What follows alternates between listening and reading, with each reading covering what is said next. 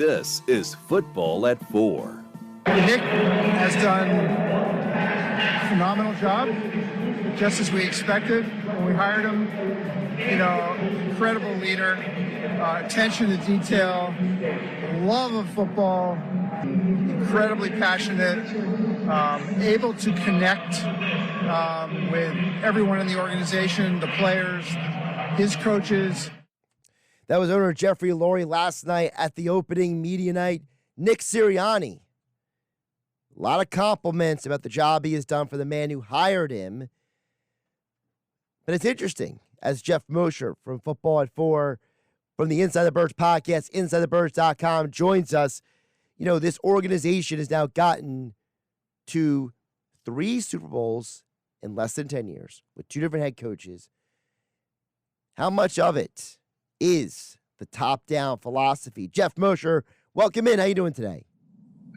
Great, Josh. It is a beautiful day in New Orleans. A little bit overcast, so that anybody who's jealous of people, anybody back home jealous. It's not exactly, a pristine New Orleans day. It's a little humid, but the town is buzzing, Josh. There are so many people here. It's a great city to host this kind of event, and a lot of good vibes. This is a good vibes moment right now for a lot of people in here. And I think that's because, to get to the point you were just bringing up, the more I talk to people here, I'm running into people left and right, from different teams from around the league.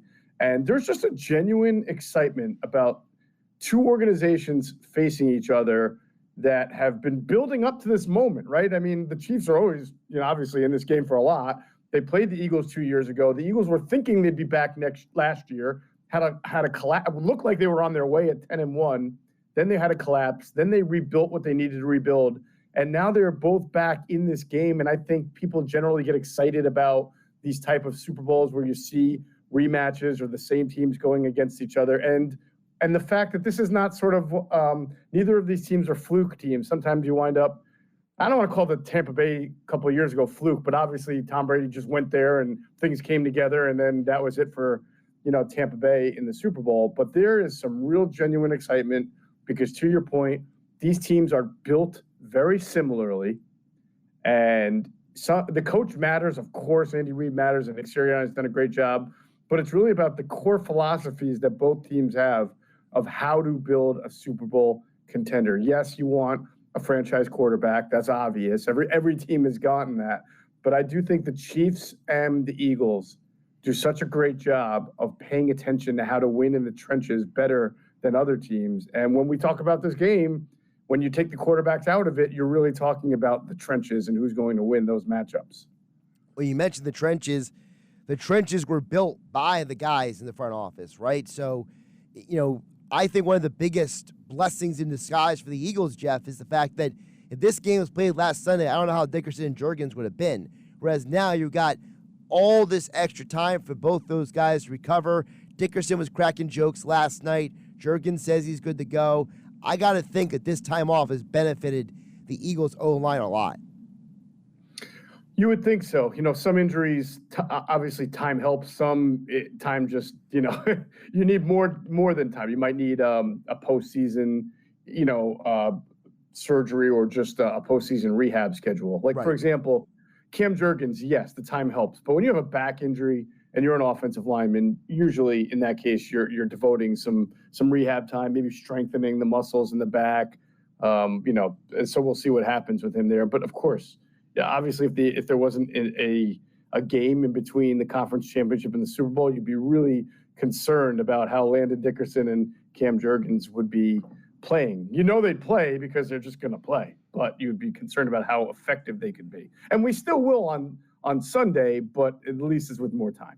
Right, it's with more time. And, Jeffrey Lurie kind of had a little bit of a moment there in the comment where he said that Sirianni is doing what we expected him to do, Rob. And I thought that was an interesting little thing that the owner of the Eagles slid in there, because there's a lot of Eagle fans, as you know, Geoff, host of the Inside the Birds podcast. You've seen them on social media. They hated Sirianni when he was hired. People have still hated him to this day. And it's almost like a Charlie Manuel aspect. It's the idea that, hey, he's not good until he wins the championship. But the owner is saying, what we are getting from Sirianni is what we expected from him.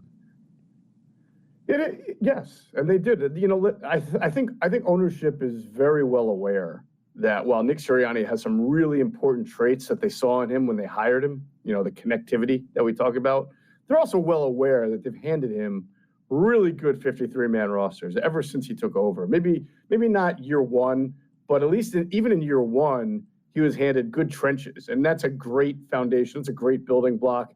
It's kind of why Doug Peterson was able to take over from the, you know, I don't want to say the disaster of Chip Kelly. We tend to call it a disaster, but it's not like the Eagles were a 3-win team under Chip Kelly. They just weren't as competitive as they were hoping. But when Doug Peterson took over, they needed a quarterback. They got Carson Wentz. But the reason why Carson was able to play so well by year two was look at the offensive line that they put in front of him. And then look at the defensive line on the other side. Guys like BG, Chris Long, Fletcher Cox, Timmy Jernigan, right?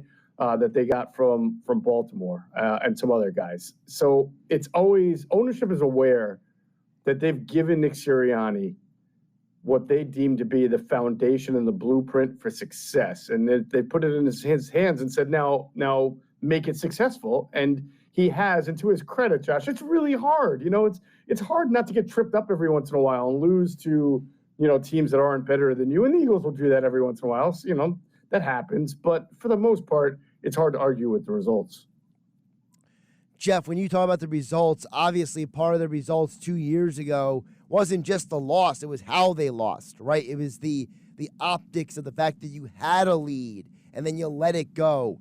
So for you, how big of a difference will or can the team now constructed, because you didn't have Saquon 2 years ago. It was Jonathan Gannon, not Vic Fangio 2 years ago. It was Kelsey at center. I know Travis made the joke last night. They don't have that skinny center out there anymore. He made the joke about. But, you know, it is a different offensive line in terms of construction. So how are the differences from 2 years ago? Will they truly benefit Philadelphia this time round? Ooh, that's a tough question to answer. So what you're asking me, how is the offensive line for the Eagles this year? Well, all the differences, the offensive line, Fangio, Saquon, like you have all of these variables. Like it's not like a literal, like I remember in the 90s, you know, and you remember too, when the Bills and Cowboys faced each other back-to-back years, those were literal rematches. Like those were teams were almost, you know, they're virtually identical, right? This is not a virtual identical Eagles team. No, and so, you know, that's a good point that you brought up, and I've had this discussion with a lot of people down here in New Orleans.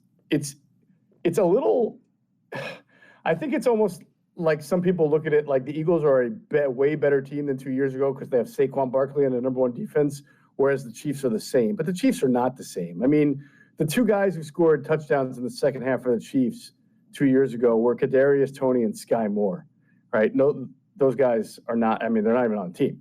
So if Sky Moore is, he doesn't play, I forget. So the Chiefs are a little bit more, I would say, multi-dimensional than they were 2 years ago. And even though they're not an explosive play team, they definitely have more, I would say, better form of playmakers. You know, DeAndre Hopkins may not be what he was 5 years ago, but he can still make plays. And Xavier Worthy, the rookie, has more speed than anybody had on that team from 2 years ago. And even though they haven't really figured out a way to unlock him as a deep threat and probably aren't going to do that against Vic Fangio's defense either, they still now find ways to get the ball in his hands. And so you still have Travis Kelce, but those two guys alone give them a difference. And then Hollywood Brown, Josh, is sort of like an X factor, right? I mean, he missed almost the whole year. We know he's a good receiver. We know when you had him with Lamar Jackson, he was a 1,000-yard receiver. We know he can stretch the defense on multiple levels. And he's just like we talk about the 2 weeks and what is that doing for Jurgens and what is that doing for Landon Dickerson? Well, that's 2 more weeks that Hollywood Brown has gotten since missing like 80% of the year to really get ingratiated into the offense and make a difference. So it's not the same Chiefs offense from 2 years ago, but certainly the Eagles, you would say, are the team that looks a little bit more different drastically, especially on defense and with their running game than when they met 2 years ago. And that's going to be really kind of the talk of this matchup. I think the fascinating part of the matchup is the Eagles under Vic Fangio have been so good at making you not make a mistake as you work the ball down the field. And, in the playoffs, teams have made way too many mistakes. The Rams, the Commanders, and the Packers. What are they combined for 9 turnovers, I believe? 9, yeah. Yeah, I think we would all be very, very surprised if the Chiefs had 3 turnovers or 2 turnovers in this game. They don't turn the ball over, and Mahomes gets rid of the ball in about 2.67 seconds. So that's the cat and mouse, Josh, is like your strength, good versus good, strength versus strength. How does that manifest on Sunday? On the Inside the Birds podcast, of course, Inside the Birds on YouTube as well, Jeff, you guys were talking with Clay Harbor earlier this week, and I thought it was interesting because he kept bringing up the JalenCarter, Nolan Smith, the matchup of the Eagles pass rush against a Chiefs offensive line that, shall we say, is not the best that they have had in the Patrick Mahomes era. And I thought it was interesting because Clay he must have brought up JalenCarter 3 times on the pod talking with you and Adam. And I couldn't get out of my head that this is a guy who played in the league who keeps saying, I'm telling you, this JalenCarter matchup is going to be a problem for Kansas City. Yeah, I mean, I haven't even been here yet in New Orleans for 24 hours, and people can't stop talking about JalenCarter, and deservedly so. He is a game wrecker. He has wrecked and saved games for the Eagles throughout the playoffs.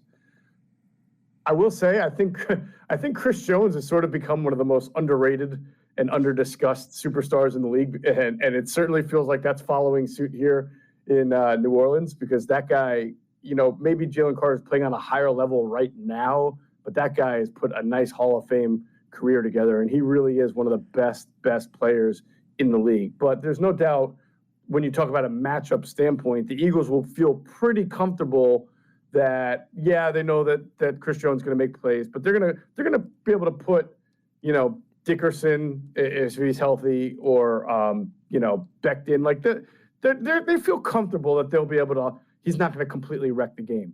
Whereas if you look on the other side. Now, Trey Smith, the Chiefs line is bad in spots, right? But it's also elite in spots. And where they are elite are center and right guard, even better than the Eagles. Creed Humphrey is the best center in the league, if not he's second, right? And Trey Smith is probably going to be the highest paid right guard in the league next year when he gets his contract. So the question that we've all talked about is, do the Chiefs feel that they can leave Trey Smith alone on JalenCarter and then use Humphrey to double team Milton Williams with Mike Caliendo, who is clearly the weak link in the line as he's sort of filling in at left guard while Joe Thuney kicks out to left tackle. And then to your point, Josh, you do have to kind of wonder how can Joe Thuney, who's a very, very, very good left guard, hold up at left tackle as he continues to have to play there because the Chiefs are out of options. And, if you're the Chiefs, man, you're sort of kicking yourselves a little bit for just not having a little more depth of tackle, because if Thuney's at left guard and Creed Humphrey's at center and Trey Smith's at right guard, man, you almost feel like the way the Eagles feel about their ability to move the ball on the inside. That there might not be a better, left, center, right than interior O-line than that. Well, also, that's not what they have right now. You mentioned Juwan Taylor. He is to the Chiefs what Derek Barnett used to be of the Eagles, which is why is it always him committing the penalties, right? So, I mean, I could totally see a scenario where Sweat or Smith are up against him, and he just starts grabbing them by the jersey and pulling them to the ground, and Andy's just got to look on his face like, him again? Yeah. No, this is an interesting matchup because the Eagles really don't switch sides a whole lot, right? And he's the right tackle, Juwan Taylor. So that means most likely for the majority of his reps, he's going to see Nolan Smith. Okay. Now, Nolan's really improved. Juwan Taylor is adequate, right? He commits a lot of penalties. He's not exactly the best right tackle in the world. But one thing he is, Josh, is he's really big. I know, even for a tackle. He's 6'6", 312, 35-inch arms. And so I wonder how Nolan's going to fare against that. It's tough to get good speed to power against a big guy like that, and a long arm guy who can probably, ride you around the edge a little bit. This will be a really interesting game for Nolan Smith. If he can get some really good pressure against Juwan Taylor, you're going to feel really, really good about the Eagles' chance of winning. Well, the reason why I brought up who it might be is because I was listening to, on the Inside the Birds platform, the Gun on One interview with Ray Dittinger. And Dittinger brought up the fact, he said that he thinks that Fangio has to bring something that he hasn't shown this year before into this game, that there has to be something up his sleeve that's going to make Mahomes think a little more than he wants to. And I don't know what that might be. Is that flipping guys on sides? Is it, maybe, you put JalenCarter on the edge a couple times to get a little silly with it. You know what I mean? Yeah, I can't see that happening. I think of all the coordinators and coaches in this game, Vic is going to be the one who least deviates from what Vic does, because by its nature, his defense is simplistic in operation and design. I mean, it's meant to confuse you. There is post-snap movement, but not like when you watch Steve Spagnuolo, he's going to show like 6 guys the line of scrimmage, 3 guys are going to drop, 2 guys who weren't going to even rush are going to come, and like you have no idea what's going on. Everybody talks about the Josh Allen play, but that's like what Steve Spagnuolo does 7 or 8 times a game. Vic doesn't do that. But the Eagles have been a very good stunting team all year long. So I do think, yes, ways to get the front 4 rush one-on-ones or to get protection breakdowns is to stunt them and twist them. But that's on tape. That's not going to be something that the Chiefs are going to say, oh, man, didn't see that one coming. That's something that the Eagles do that's effective. I do think, Josh, if we're along the lines of your question, I've thought like if the Chiefs are going to try to double team Milton Williams and leave Trey Smith on JalenCarter, maybe one thing Vic can do is just throw a few more 5-man rushes just to make the Chiefs offensive line have to go 5 out in protection and lose that double team. And then you get a winnable situation with Milton Williams on Caliendo. But I say that, but there's also things the offense can do to combat that as far as keeping guys in, chipping, blocking. So yeah, you might get a one-on-one, but it may not be a one-on-one after the ball is snapped. Talking with Geoff Mosher from the Inside the Birds podcast, InsideTheBirds.com, Inside the Birds on YouTube. Don't forget all the extra insights from the Inside the Birds Patreon feed as well at Geoff P. Mosher on the Twitter X platform. Sticking with the Eagles defense for a moment, because you mentioned how, what are they, the 4th fewest blitzes are the Eagles during the regular season, but they have gotten pressure as the season is going on. I thought Fangio made an interesting comment last night to the media, Jeff, where he said, the defense has gotten better every week. He says, we are better today than we were weeks 1 through 4. And I thought that was an interesting comment, because I think Fangio was almost saying, maybe not literally, but like, whatever you saw in September, just throw it out and realize that I'm not coaching that team anymore. This is a different team now. Because he kept mentioning multiple times, Jeff, these aren't rookies anymore. We're in game 21. Like, Fangio views the team today different than he did months ago. Well, you have to. First of all, for the first 4 weeks, there was a combination of just some guys who were really good playing poorly, especially on the defensive line. Right. And then there was a combination of guys in the back end who just aren't that talented. And I'm not trying to pick on Avonte Maddox, but he was clearly a liability. And 2 teams exploited the heck out of it, including Tampa Bay going into the bye. So obviously the defense changed a great deal when Cooper DeJean took over as the nickelback, and he has been phenomenal. And to your sort of also answer the last question you asked, if you remember, DeJean's first start came against the Browns. All of a sudden, he was blitzing from the nickel. And I was like, whoa, we haven't seen that in a while. And then I was sort of excited about that kind of blitz package for Fangio. Then it never, I don't want to say it never happened again, but it wasn't like that was going to, it happened 4 or 5 times against the Browns. And then you didn't see it more than like once or twice in a game since then. But you did see Zach Bond. Then like the week after, he was the blitzer on the sim pressure, right?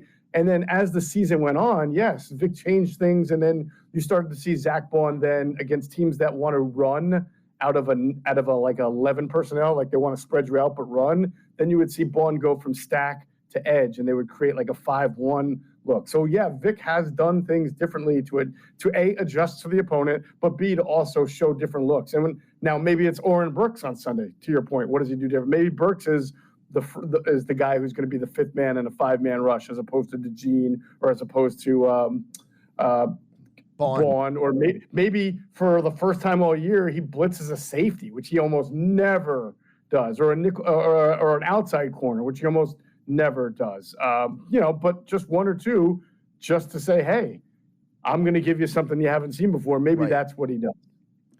Geoff, before I let you go, I want to ask you, and I'm not asking this to be cynical, but I do think it's a conversation we haven't talked about much in the last couple of days, is that the Eagles had Brent Selleck at practice simulating Travis Kelce. And listen, we all love Selleck. He helped you win a Super Bowl in Philadelphia, but he ain't no Travis Kelce, right? So, like, how much does that simulation, do you think, really help?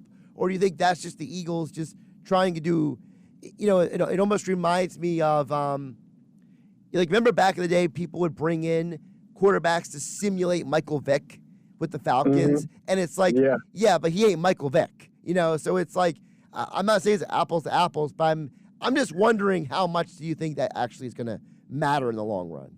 Yeah, not much, if we're being honest. And I think even if you were being cynical, it's fair to be cynical on that, because you're right. I mean, it's not the same player. And Selleck's great, but it's not like Selleck was himself a Hall of Fame tight end. I think it makes sense from an Eagles standpoint because of where they're at with the tight end position. And Geoff froze there for a minute, so we'll try to recalibrate with him. I'm pretty sure he's in a hotel room. So a lot of times if you're in those rooms, that Wi-Fi, that internet can jam up on you. Oh, there he is. He's back. He's unfrozen. Geoff, you got me? Yeah, I got you. It's weird. You never froze up on me, but I apologize. My Wi-Fi has been pretty good so far. Well, I was saying, those hotels, every once in a while, there's that moment. It's always the worst possible time. Exactly. So where did I get cut off? You got cut off because you were talking about how Selleck himself was not a Hall of Fame tight end. He was a good player, but not a great, like a Travis Kelce. Right. And then I was just adding to that. I like the idea of it, though, because the Eagles really, they're hurting right now at backup tight end in both, experience and bodies. Uzama, coming back from the injury, and E.J. Jenkins hasn't played a whole lot of tight end in this league. And, I know they signed, trying to think, there was one other guy they had, Calcaterra. But again, Calcaterra is not going to be a scout team guy. I mean, he's part of the 12 personnel package that they're running out. Right. So it makes sense to just get some extra reps with a guy like Selleck, who is more than willing to help out. And I don't know if people know this, but Selleck helps the organization out also with scouting. He goes to the combine a lot, scouts the tight ends, does interviews with them. So he's been a quiet guy behind the scenes for the organization. So that it can't hurt them. So I understand. I'm not trying to be cynical myself either. It's not a bad idea. I don't know in the grand scheme of things that you think like, oh, they're now going to shut down Travis Kelce. It's just really to give a look. Geoff Mosher, Inside the Birds podcast, InsideTheBirds.com, Inside the Birds on YouTube, and, of course, the Patreon feed. Geoff, before I let you go, just give the folks a real quick plug of what you guys got going on the rest of the week with ITB. Oh, I mean, yeah, we're going to be down here. Obviously, we partnered with you guys, and so Mike Gill and myself, and I'm sure Kaplan at certain times will be co-hosting, the Sports Bash and doing a lot of interviews on Radio Row. So look forward to that. And then also, Josh, a couple of things. We have an analytics reporter named Sam Finkel, does an awesome job. And we recorded a 2-part podcast series really analyzing the game from an analytics standpoint. So part 1 will be up on the pod and YouTube platform. In fact, it might be up right now. I can't even remember. Tonight. And then part 2 will be up pretty soon, in the next coming days as well. And then also tonight, Adam and I are doing, we partner with a group called Show Me TV, and we're doing sort of a Q&A session with our listeners. So go to @Geoff P. Mosher on Twitter, and you'll see the link for it. You can find it. You can watch our hour-long preview, and then you'll be able to call in and have your question answered by us, and it'll be very, very interactive. So it'll be a real fun time. Great stuff, Geoff. Appreciate you jumping on today. All right, Josh. Thanks, man. Have a good one.